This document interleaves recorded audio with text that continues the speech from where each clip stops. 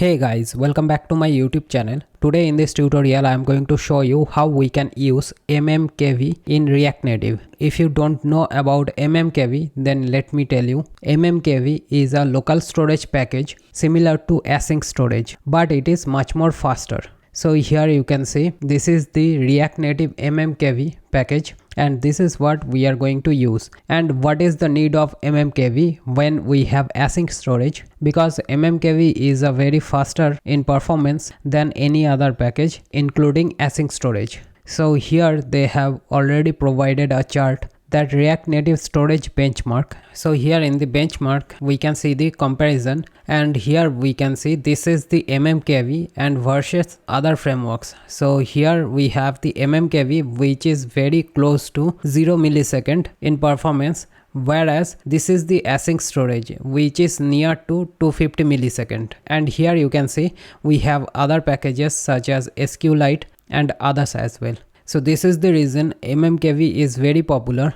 And in my last video comment section I have got 2 comments regarding MMKV. So that's why I have thought of creating a video on this topic. And then I'm planning to create a video of Justant persist with MMKV. So if you are interested in these kinds of tutorial, then hit the like button, subscribe to my channel for more tutorials like this, and don't forget to hit the notification bell icon so that you get notified whenever I post a new video on this topic. So let me start by installing MMKV. And this MMKV is developed by Chinese company Tencent for WeChat. So here you can see it is a key value storage framework similar to async storage which is developed by WeChat in Tencent.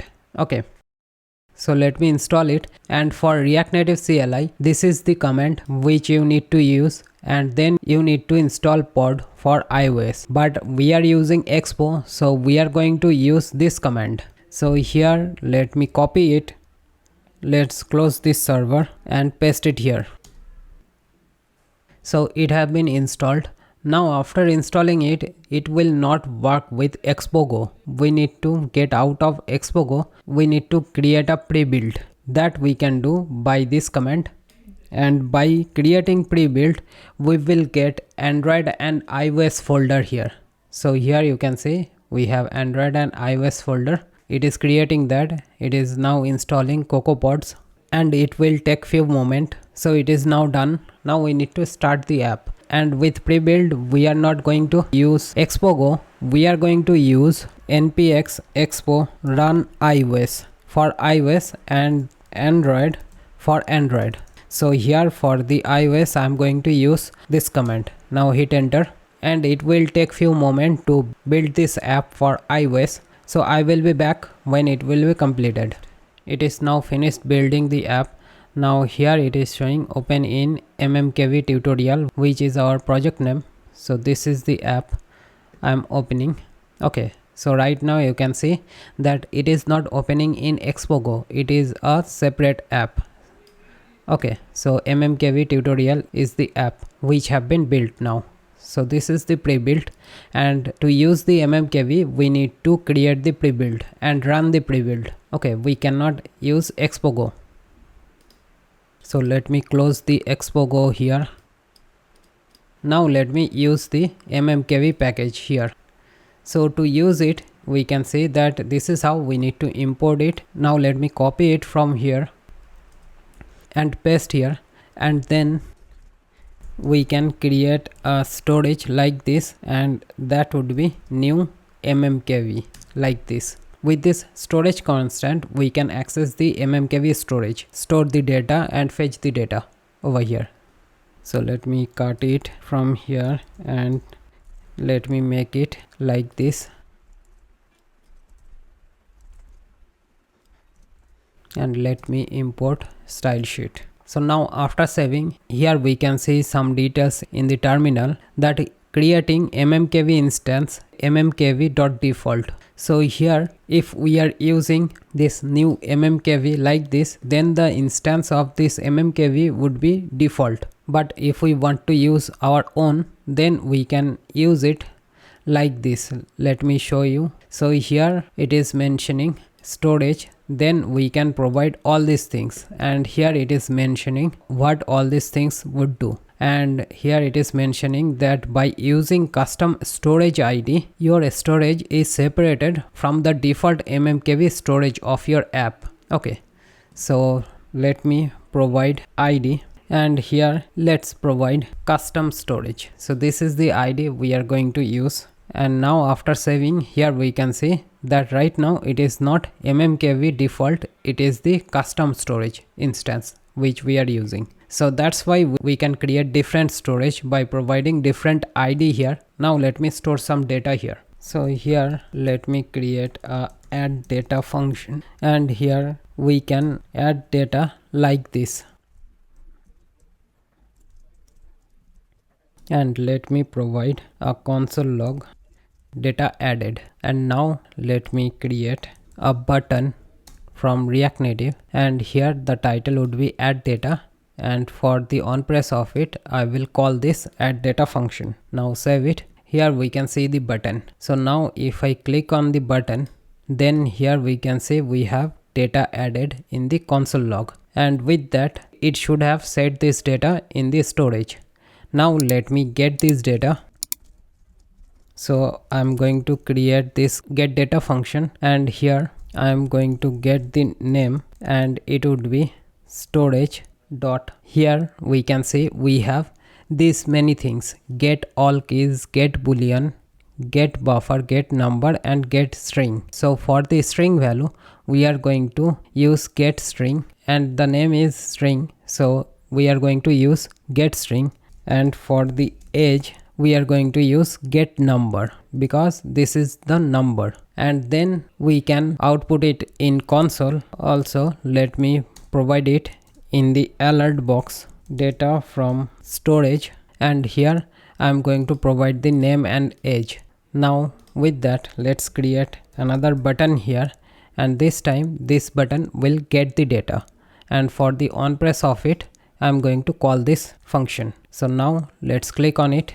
Now with that, here we can see that whatever data we have set here, that we are getting, right? So that's how we can set the data and we can get the data like this. And also here let's see, so this is how we can set and get, and then there is hooks by which also we can set the data. So here, similar to creating state, we can create the data. Right now here we are creating the data as username or set username. Let's not use username, let's use the same name which we have used. And I'm going to cut these things. And right now we are going to use hooks. So use MMKV string. So for the name we are going to use MMKV string hook, and for this MMKV string we can provide the key like this. Then for the age I can provide similar kind of thing, but here instead of string I can use MMKV number, because for the age we are going to store the number. And now we can access the name and age like this. So this name and age will be this, and we can update it by this set age set name, similar to state. How we can use the use state hook. So here for the add data I'm going to set name, let me provide another name Bob Roberts, and for the age I'm going to set 20. And for the get data we don't need to do any more thing because we are already getting the name and age. So let me check it. Now save it. Now let's click on add data. So with the add data I can see the data added here. Now let's click on get data. So with the get data I can see what we have set here, the Bob Roberts and the 20. So this is another way we can add the data and fetch the data by using hooks provided by the MMKV package. These are the string and the numbers like key value pairing. Another way we have, which is the object. So here we can see that we have a user object. So let me copy it from here. Let me create the object. Now let me get rid of this because we have already seen that. Now I don't need it. So here for the add data, we are going to set the user like this, storage.set user. This is the key, and here we are providing the user, but this is object, so that's why we cannot provide it like this. We need to provide it with JSON stringify. So that's how we can store the object in a key. Now let's get it here. So let's get rid of this console log, and here we are going to get the data storage.get string, and here let's provide the key which we have provided here. Okay, and as we have done stringify, so that's why we are using get string. Now we can get the data like this. So here we can destructure username and age as it is provided in the object, and we are creating the object from the JSON string by using json.parse, and we are taking the username as name so that we don't need to change it over here. So this name will point to this username, which is this, right? So now let's save it. Now with the save, let's click on add data.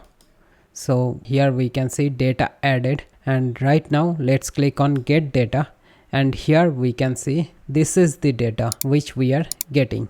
So that's how we can store the object data in MMKV and get it and display it. And right now this data is stored in the storage, right? So if I close the app and then let's open the app, now let's click on get data. I'm not going to add the data because this data already have been added. So now I can see the data is stored, right? So this is how we can store the data in MMKV in React Native, and we can get it and use it on our app. I hope you have now clear understanding of what MMKV is and how we can use it in React Native and why we should use it. So if you got any value from this tutorial, then hit the like button. Let me know by commenting down below. If you have any kind of suggestion for me, then also let me know. And don't forget to share this tutorial with your friends and colleagues. And I will see you guys in my next tutorial. In the meantime, have a great day. Goodbye.